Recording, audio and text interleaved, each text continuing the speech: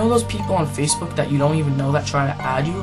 Well, let's just say I'm one of those people. It all started about a year ago, I think, but I can't really remember since a lot of things that have happened since then. Let's just start at the beginning. I never really had any intention to join Facebook. I was a first-class loner and I seldom had any friends.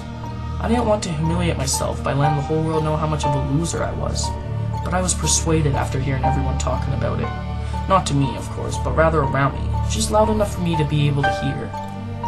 I hated how no one ever talked to me. It was like I didn't even exist or something, like my very existence meant nothing. I was tired of being a complete outcast, so I decided to create my very own Facebook.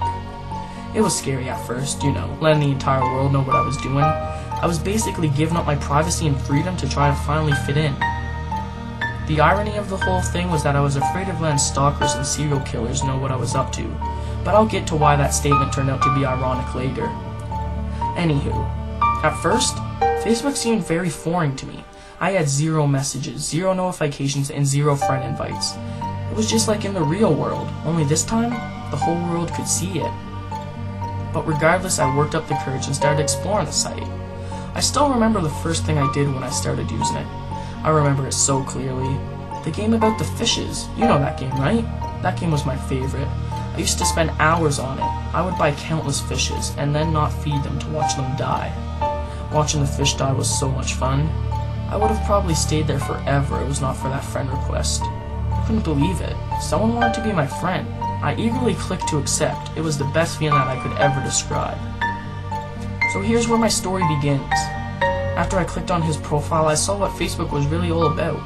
He had countless statuses, all with at least 5 likes each. I so wanted that. So I began to snoop in his friends list and I added every single person that he was friends with. It took about 5 hours to do, but it was worth it. Before long, my page had grown from 1 friend to nearly 12, and of those friends who accepted, I knew absolutely nothing about them.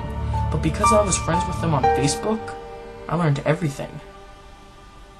I passed the first 2 weeks adding all of the people who my friends knew, and once they became my friends, I added everyone that they knew. Yes, my popularity was growing. People finally began to know who I was, and it was all so wonderful. The kids at my school even started talking to me. It was insane, just plain bizarre. I began to fall in love with Facebook. Addicted, if you will. I hated not being on it. The thought of not knowing what everyone was doing or what they were thinking was overwhelming. I hated it. The school hours seemed like spending an eternity in hell. But I spent every single moment that I had free on the site. I began dreaming about it, using it, and soon enough I stopped dreaming altogether.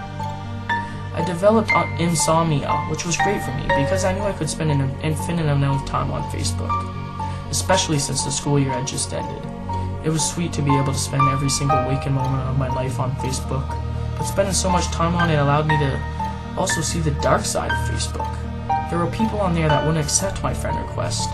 I had sent tens of thousands, and yet still I only had around 2,000 friends. It was obvious that those people had something against me. Why else would they not want to be friends with me? Yes, why else? There had to be a solution to all of this madness, and it was obvious, yes. It was all so clear. All I had to do was get rid of them. I still remember my first victim, so innocent. Truly, I had nothing against her. She was so young and beautiful. I remember those eyes, those piercing black eyes. The thing I remembered about her the most, though, was how much she bled and how much she screamed.